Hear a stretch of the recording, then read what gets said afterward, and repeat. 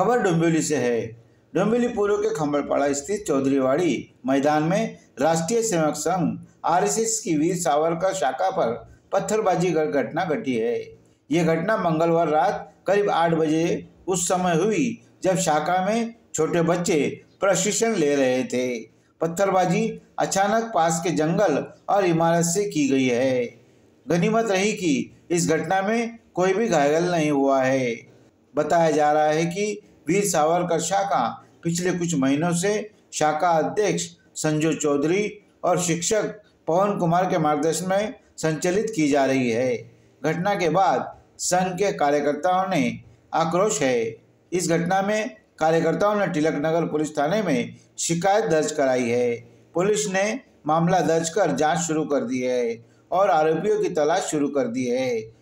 यहाँ पर भारी पुलिस बल तैनात किया गया है।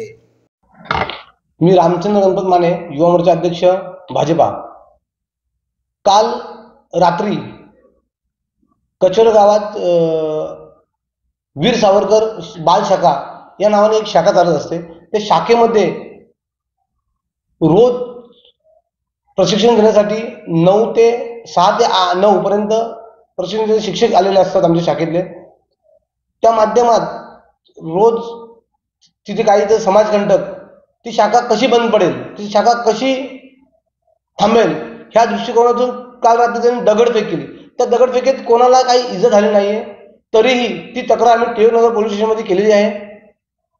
साहेबांनी ती तक्रार नोंद केलेली आहे। त्या घटनेमध्ये कोण कोण गुन्हेगार आहेत त्यांना त्वरित अटक केले पाहिजे, नाहीतर आम्ही कुठेही शांत बसणार नाही। जसे तसे उत्तर देऊ 100% आम्ही शकतो।